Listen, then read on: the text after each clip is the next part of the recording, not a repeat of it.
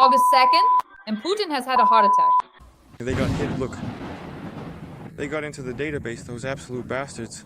Russian ships in the Pacific and Northern fleets, as well as nuclear submarines, are under a new attack by the SBU.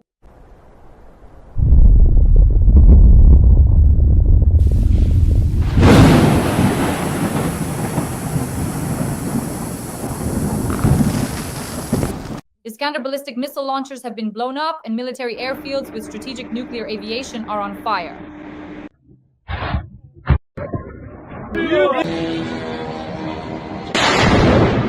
The SBU has attacked facilities of Russia's nuclear triad. Something's on fire.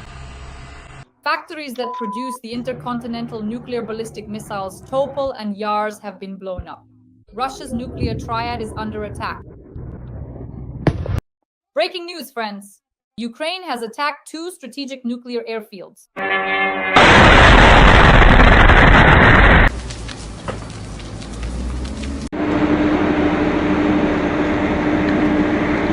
Where the strategic nuclear bombers Engels and Dyagilevo are located. They didn't just hit themselves, they really hit themselves.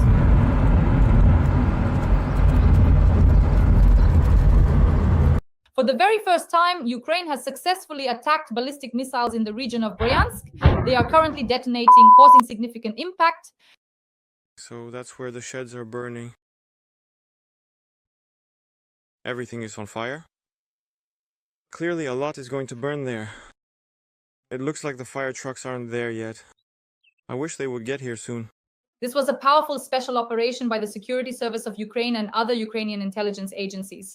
These were command posts for Iskander ballistic missiles in the Bryansk region.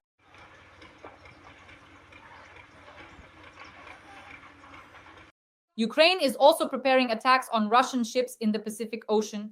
According to the publication, Kyiv is planning an operation using naval drones hidden in cargo containers to strike Russian ships and their allies in the northern part of the Pacific Ocean. Ukraine has attacked 2 out of 3 elements of the nuclear triad and is continuing further. A new phase of the SBU special operation is being prepared. Moreover, the Yaroslavl Motor Plant was on fire in Russia. This is one of the plants where engines are manufactured for the Topol-M complex vehicles, the intercontinental nuclear missiles Topol-M. In other words, essentially the nuclear triad. Let's discuss all this with the President of the Assembly of the Peoples of the Caucasus, Ruslan Kutaev. Ruslan Kutaev, welcome. Dasha, good afternoon. Greetings to our viewers. Ruslan Kutaev, we attacked ballistic missile launchers in Bryansk. This is a historic event. Let's start with that. What do you have to say about the attacks by the armed forces of Ukraine? Well, this is a logical continuation of Ukraine's behavior. Ukraine is now starting to act much further, delving deeper into enemy territory, and the vast sprawling expanse of the Russian military-industrial complex, let's say, industry, possesses a great many diverse enterprises of various kinds spread across its extensive territory. These include numerous warehouses, and there are also many military units strategically located throughout the region. And as we can clearly see, the Ukrainian special services are demonstrating, first and foremost, that they possess precise knowledge of where everything is strategically located. Secondly, that they are fully capable of effectively reaching and striking these specific targets. And thirdly, that they have systematically and quite dynamically commenced carrying out extensive work to completely destroy all of this. You were absolutely right to point out here, these are indeed intercontinental ballistic missiles, which are inherently capable of carrying a devastating nuclear warhead. These missiles are also being destroyed. And here I think it's certainly worth mentioning to our esteemed viewers that just yesterday, when the Russian forces were actually preparing to retaliate against Ukraine with a truly heavy, powerful and devastating strike, Ukrainian intelligence agencies meticulously detected the significant activity of these very specific Iskander missile launchers. It is known for certain that 1 Iskander launcher was destroyed and 2 were damaged. So these 6 incoming missiles, which were apparently and precisely aimed at some critically important administrative buildings within the bustling city of Kyiv, were successfully intercepted and utterly destroyed, and essentially the very beginning of Putin's insidious and malevolent plan was decisively thwarted.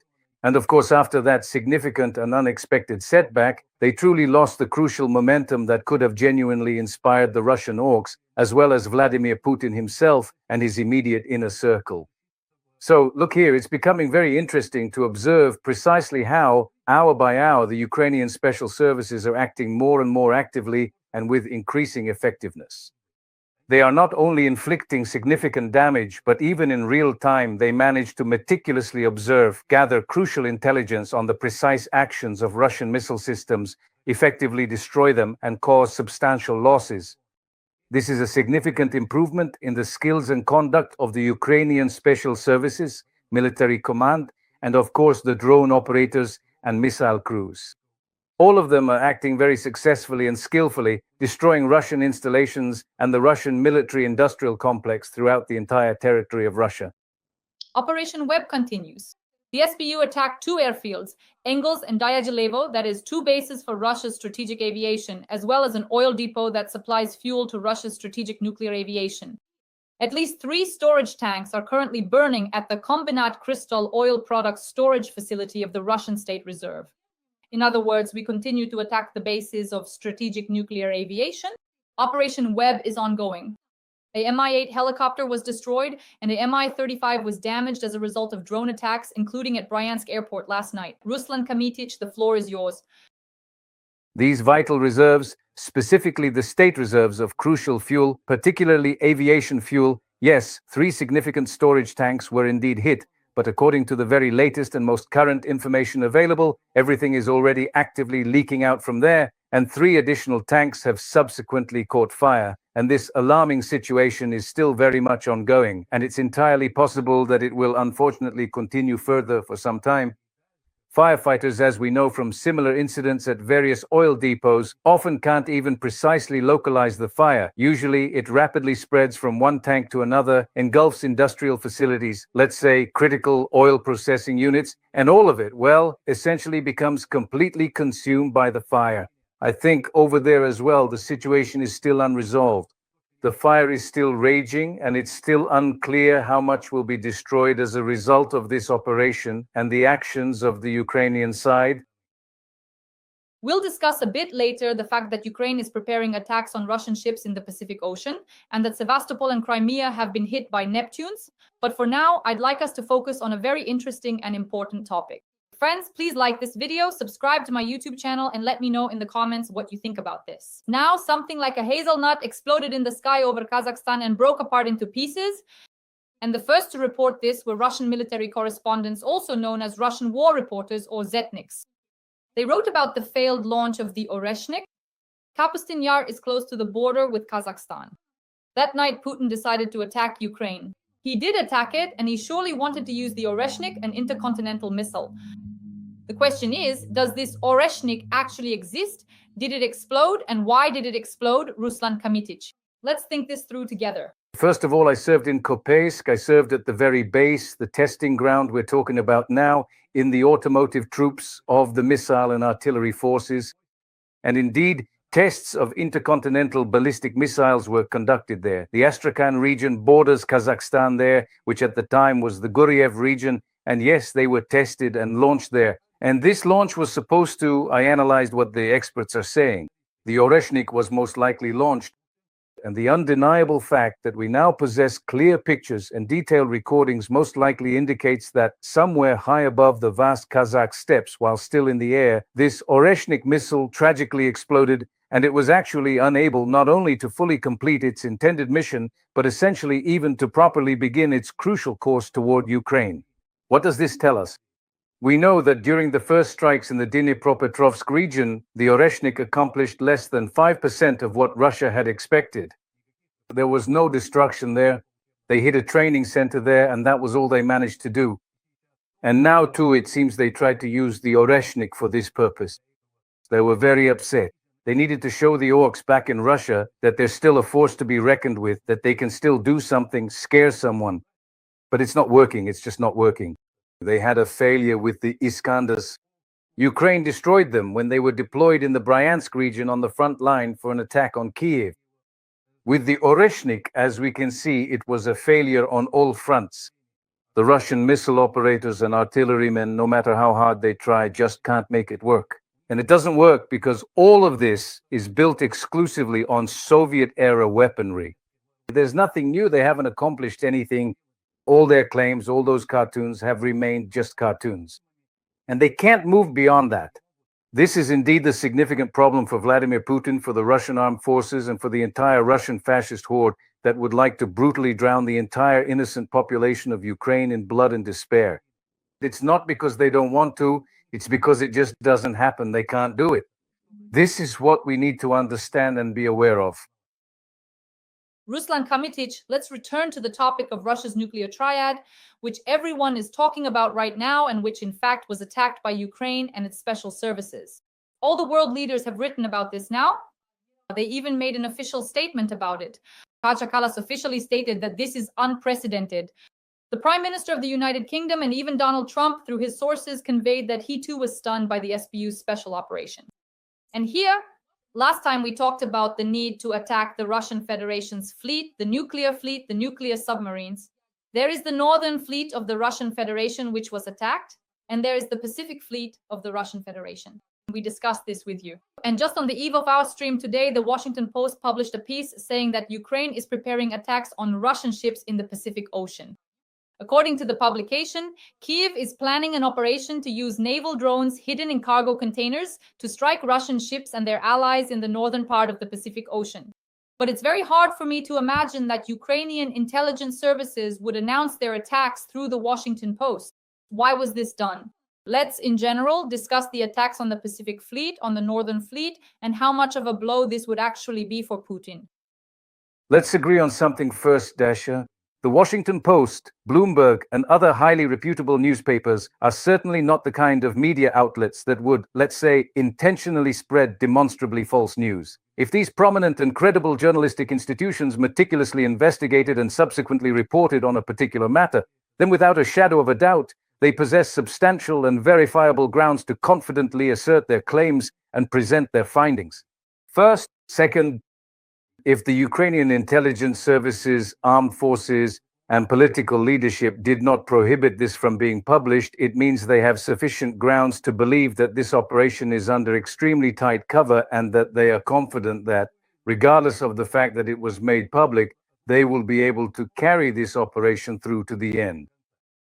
Third, and this is very important, the Pacific Fleet, as we understand, North Korea is now responding, and Shoigu is currently in North Korea. Russia is demanding soldiers, and North Korea is supplying ammunition, weapons, and sending people. And now it is very, very important if Ukraine really does this, and I am absolutely convinced that they will indeed be able to accomplish it.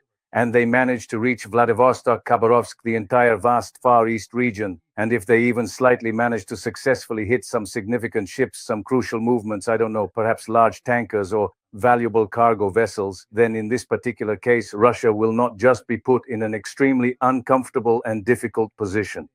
Russia will be in a state of, well, crisis, because this is the area where practically all these ports are exposed, even the military bases. Everything that was there in terms of air defense and missile defense has been moved here closer to the front, to Moscow and away from there.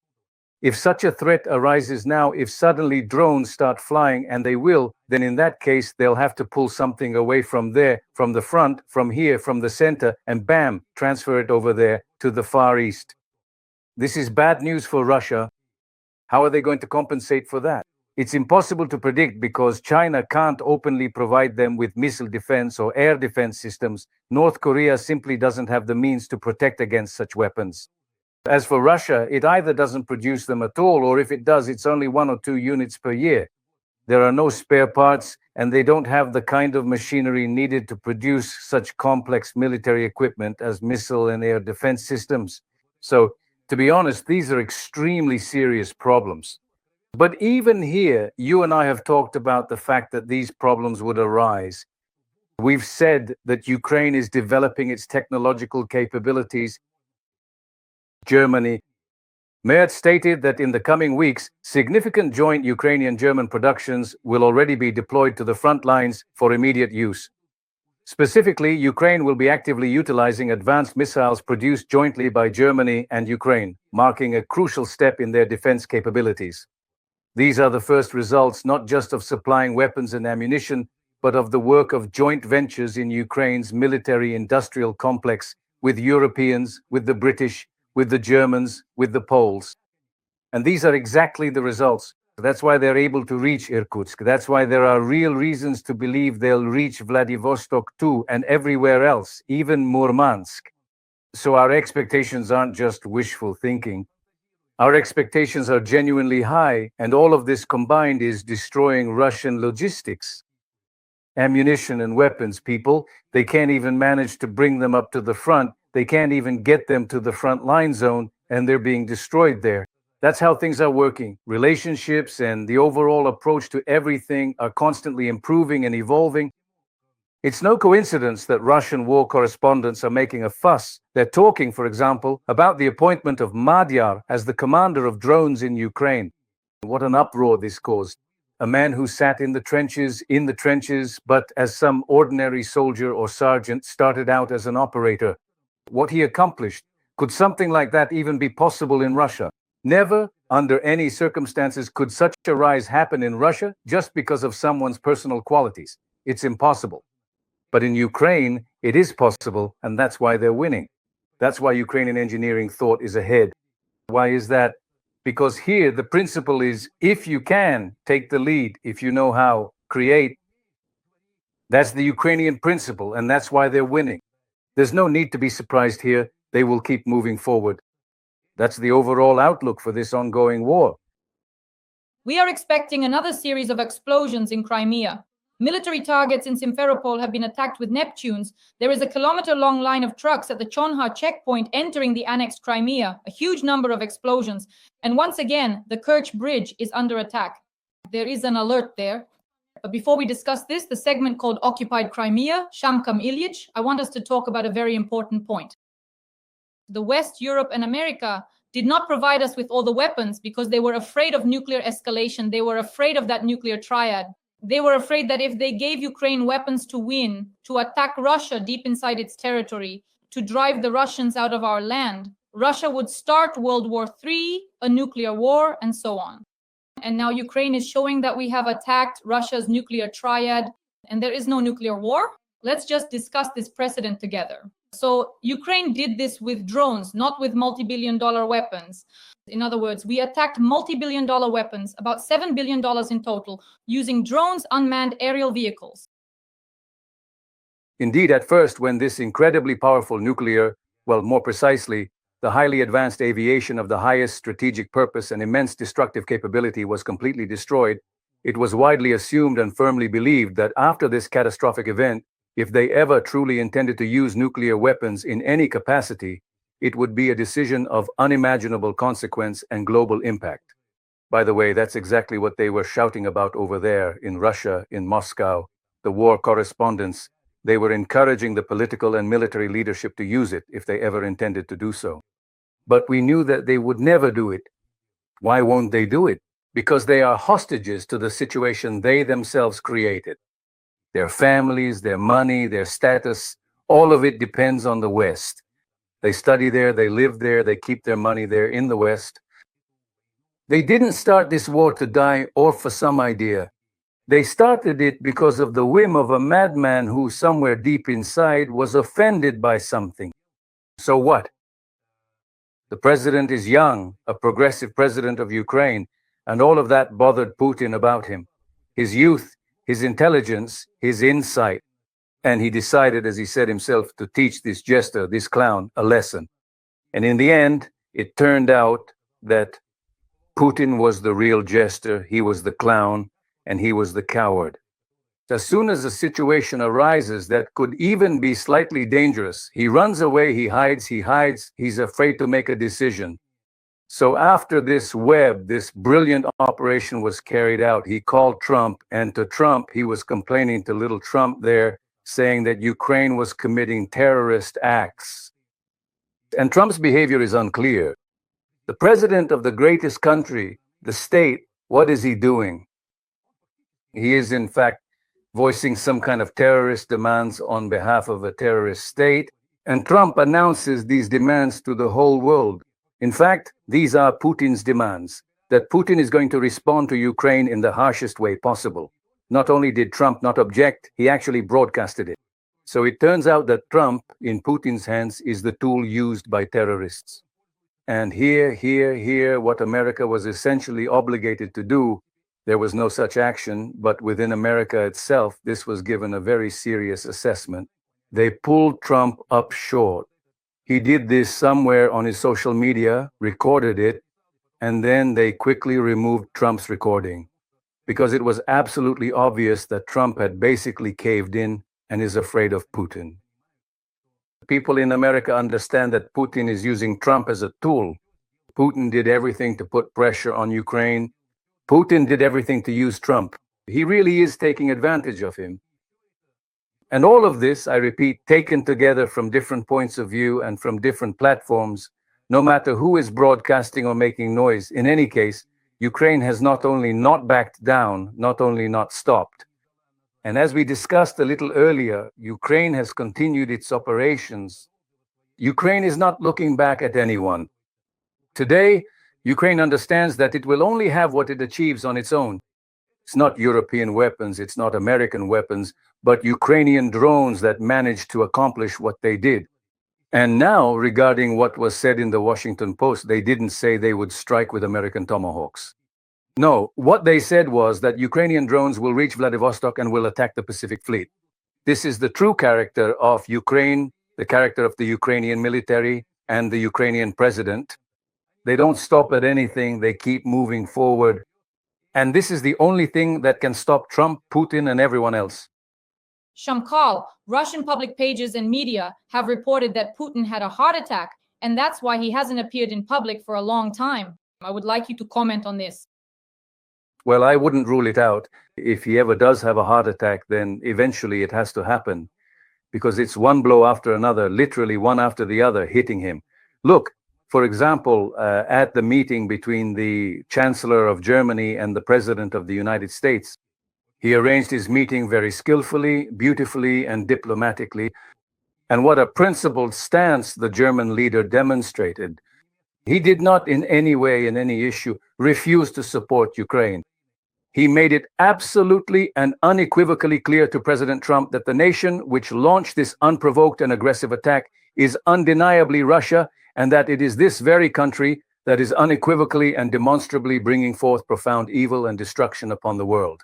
And so when Ukraine is supported from all sides, when Ukraine is advancing on the front lines, when Ukrainians are getting stronger, just look at how much effort and how much money has been poured into Ukrainian society just to find at least 3 people who would crow that Zelensky should be removed or that the war should be stopped.